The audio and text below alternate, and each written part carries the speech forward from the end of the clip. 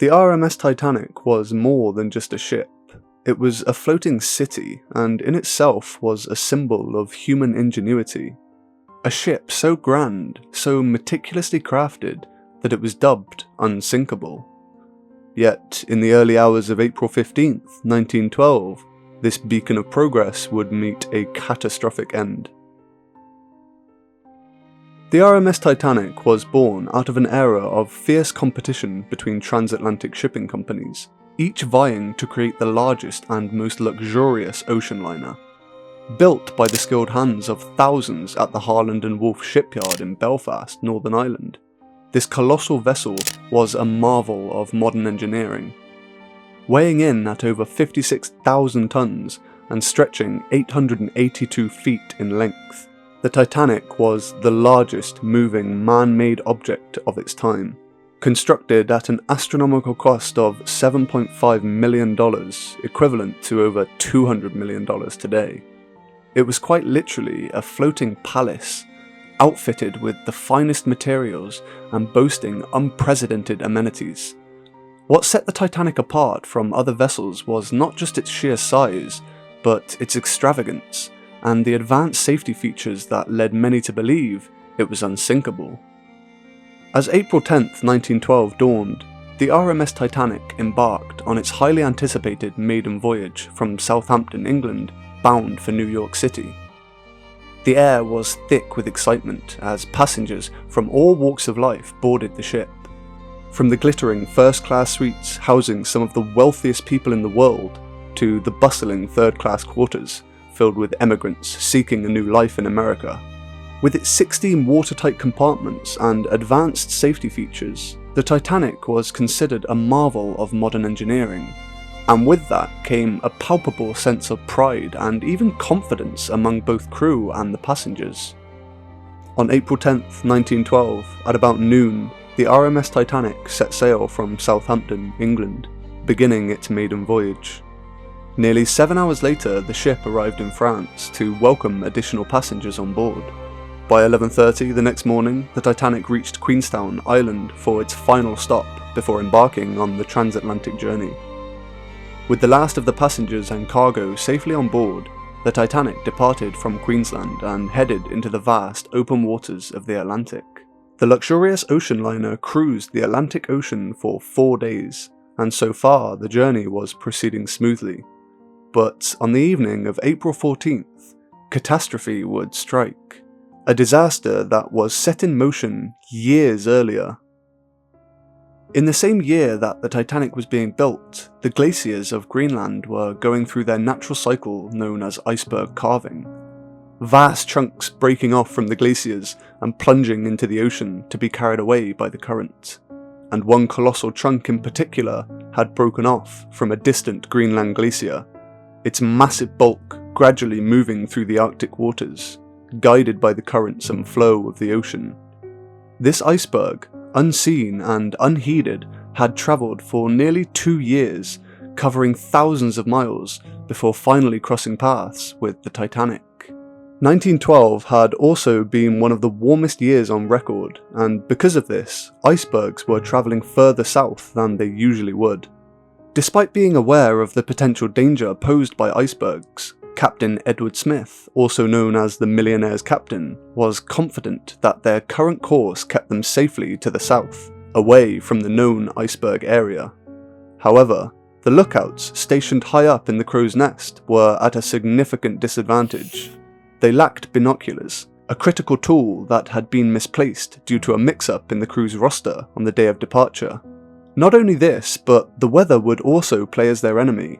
The seas were as calm as they could possibly be, and the night was dark and cloudy with no moonlight to illuminate the sea. Because of this, spotting an iceberg in these conditions on the pitch-black, dead-calm sea would have been nearly impossible. At around 7:20 PM, the Titanic's wireless operators intercepted a message from the SS Californian, the closest vessel. They were sending warnings of 3 large icebergs that they had spotted in the area, but for whatever reason, this crucial message never reached the captain. The Titanic continued on at nearly full speed, 21.5 knots per hour, through the dark, cold waters. At 11:40 p.m, the men high up in the lookout of the Crow's Nest spotted something looming in the distance, straight ahead. It was a massive iceberg. They immediately notified the bridge, where First Officer William Murdoch was on duty that night. He acted swiftly, ordering the ship to turn and the engines to reverse, desperately trying to avoid a direct collision. However, this would only add to the chain of events leading up to this very moment. As the Titanic veered to the side, the starboard side of the hull scraped along the iceberg. The collision was relatively quiet, and once it passed, many of those who felt the shudder began to celebrate, believing they had narrowly escaped disaster. Many passengers slept straight through the collision, while others described it as a mere shudder or a distant scraping noise. The reality, however, was far more dire. The ship was so large that it took nearly 20 minutes to fully assess the damage, but it soon became clear. Below deck, icy cold water was pouring into the watertight compartments. The ship was designed to stay afloat even when these watertight compartments flood, but even the Grand Titanic would have its limit, and that limit was 4 compartments, and tragically the collision with the iceberg had caused a breach in 5 of these compartments. Titanic's fate was sealed. She would sink slowly but surely. Captain Smith knew that pretty soon the ship would be at the bottom of the ocean. He knew exactly how many souls were on board, and the woefully inadequate number of lifeboats available. It was all too much for the seasoned captain, who had spent a lifetime at sea.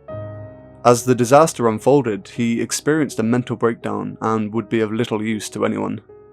The first lifeboats would start being boarded at around 12:25. These lifeboats had a capacity of 65 people, but in the rush and panic, most of them were not even half full. The ship's crew started loading women and children into these lifeboats, consisting mainly of first-class passengers who were likely the first to be notified. Third-class passengers were at a complete disadvantage. Their quarters were deep in the bowels of the ship, and due to the locked hallways and unfamiliar layout of the huge vessel, they lost precious time to reach the deck, or in some cases, never reached the deck at all. Some were left to wait for further instructions, but those instructions never came. Despite desperate radio calls for help, the only ships that responded were too far away to offer immediate assistance. The closest ship, the SS Californian, had stopped for the night due to the ice and failed to hear the Titanic's distress calls. As the minutes ticked by, the realization set in that help would not arrive in time. The Titanic's bow continued to sink deeper. The sea began to flood through vents, cargo hatches, and every available opening it could reach. For many passengers, this terrifying sight was a clear signal that they needed to escape the ship by any means necessary. Desperation took hold as people scrambled for survival, with some choosing to leap from the towering height of the sinking vessel. But the plunge was perilous. When they hit the freezing water, the impact of the fall, combined with the sudden buoyancy of their life vests, often caused their necks to snap, turning their last desperate act into a fatal one. At 2:10 AM, 5 minutes after the last lifeboat is launched, the whole of the bow is now underwater, lifting the stern high up into the air. The ship's structure groaned under the immense pressure. The once magnificent ocean liner, now broken and battered, was experiencing its final moments. 8 minutes later, a series of thunderous cracks echoed as the ship began to split in two. The forward section, already submerged, was dragged downward by the weight of the water.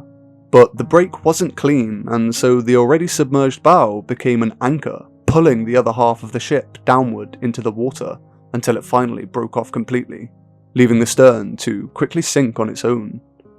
While all this was happening, the thousands of passengers who were still on board were plunged into the cold waters. For those still inside the ship, they would meet a horrifying end, quickly becoming overwhelmed by the freezing cold water and ultimately drowning whilst being dragged to the bottom of the ocean. On the surface, as the stern sank rapidly, all the remaining air was forced out of the hull by the inrushing water. This air escaping from the sinking stern rushed to the surface in a bubbling mass, creating a loss of buoyancy to anyone floating on the surface, meaning people could quite literally fall deeper into the ocean only to be submerged again. A truly terrifying prospect. At 2:20 AM, as the Titanic finally vanished beneath the sea, thousands were left to tread the icy cold waters. The screams of men, women, and children could be heard in the middle of the Atlantic Ocean, each cry a desperate plea for help. But the Carpathia, the ship that had answered the Titanic's distress call, was still over an hour away, and for those left in the water, that hour might as well have been an eternity. In the unforgiving -2-degree waters, the human body is at war with the elements. Within seconds of immersion, the cold bites into the skin, causing a painful stinging sensation that quickly turns into a numbing cold. Blood vessels constrict in an attempt to preserve core body heat, directing blood away from extremities, fingers, toes, hands and feet, and towards vital organs like the heart and brain. This response, while life-saving in theory, only hastened the onset of frostbite in the limbs, making it increasingly difficult to grasp onto anything that might keep them afloat. As the minutes tick by, the cold seeps deeper, penetrating muscle and bone. The body's core temperature begins to drop from its normal 37 degrees Celsius. Shivering starts, a violent, involuntary response as the body tries to generate heat through muscle activity. But in water this cold, shivering is not enough. As core temperatures fall below 35 degrees Celsius, hypothermia begins to take hold, and the body's ability to function starts to deteriorate rapidly. Muscle coordination falters, making even the simplest movements difficult. Speech becomes slurred, and thinking becomes disjointed. Panic sets in as survivors realize their bodies are betraying them. They are no longer in control. The cold that initially caused pain now brings a deceptive sense of warmth as nerves begin to shut down. As body temperatures dip below 32 degrees Celsius, shivering stops altogether. The mind grows increasingly clouded, and the heart, no longer able to maintain a normal rhythm, begins to slow. Blood pressure falls, and as the heart struggles to pump thickening blood, the risk of cardiac arrest skyrockets. Consciousness fades as the brain, starved of oxygen, starts to shut down. With each passing minute, the cries grew softer and fewer, until the once deafening sound was reduced to scattered, faint whispers of life struggling against the inevitable. The Carpathia, still steaming ahead as fast as it could toward the site of disaster, would arrive too late for most.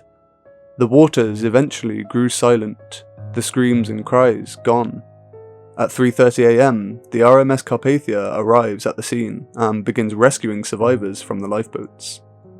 The Carpathia continued to search for survivors until 8:30 AM, after which it would head towards New York City with the 705 survivors on board, leaving a death toll of a staggering 1,517 people.